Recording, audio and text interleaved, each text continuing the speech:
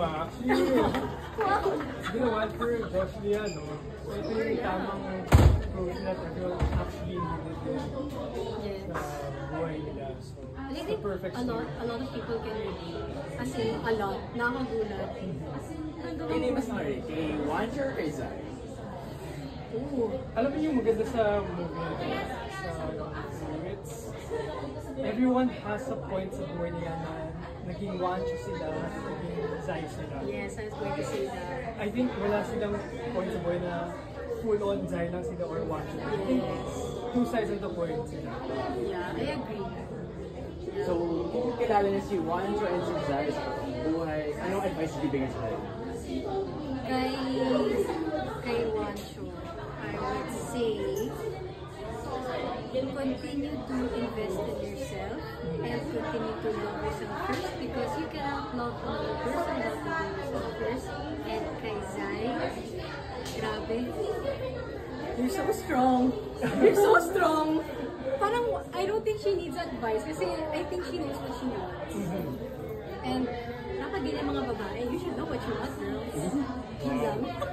Oo, gagayahin ko lang si tatay para kay Wancho. Bango na! Sabi ko bango na. At para kay Zai naman, tuloy lang sinabi ni Cassie, gagayahin ko na lang. Hindi niya kailangan ng advice eh. Lakas na ni Zai eh. Alright, so last na lang po, to invite na lang po sa mga di pa nakanood ng Unhappy For You. Yes, for those who haven't watched Unhappy For You, please watch it right now. As in, you need to watch it kasi super unexpected plot twist, nakakaiyak, nakakakilig, and kahit hindi kayo heartbroken, kahit masaya kayo, ewan ko, parang iba yung feeling. So guys, please watch Unhappy For You. Movie of this year, and at the same time, it was the only movie that made me cry this much. As in, grabe, ang ganda. Ano masabi sa performance si Joshua Garcia sa Studio pa rin? Undeniably talaga na sobrang ganda ng chemistry nila. Kasi I've worked with them sa previous teleserye namin at hindi ko talaga madidina yung chemistry nila kung paano sila magtrabaho sa isa't isa. Sobrang gamay na gamay talaga nila. Galing. Super. So kaya kung kamas na kayo, kay Wancho o kay Zai?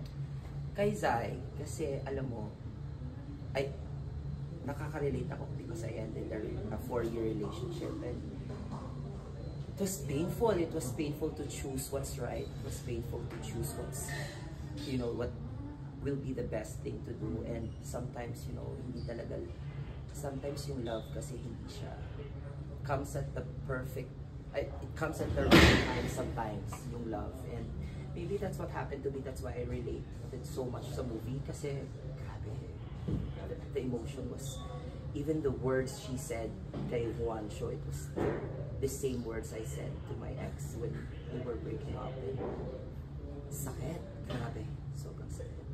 So, kung may advice ka, kung kilala mo si Wancho at si Zai sa totoong buhay, ano bibigay mong advice sa kanila? Alam, siguro, hindi siya advice, pero I would take it as something na I would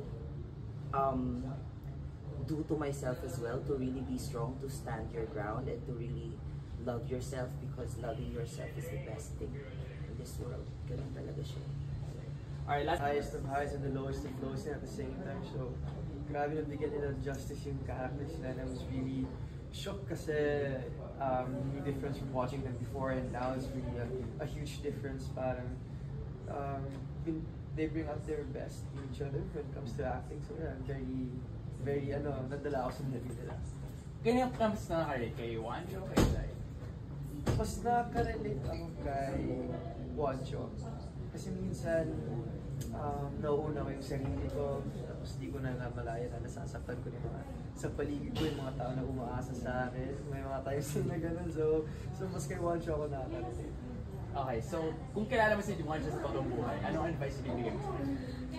Para wag nagkalimutan yung mga taong nakapaligid sa'yo, yung umaasa sa'yo kasi at the end of the day, sila yung mga talagang kakampi mo sa dulo eh. Alam niyo, hindi kayo iwan. Pero, mahirap din talaga magpigil ng puso ko, ano yung sinasabi ng puso mo sa'yo. Pero, sasabi ko lang kay Wancho, huwag mo lang kalimutan yung mga tao sa paligid. Ayun lang po. Sige po. Last na lang po, to invite na lang sa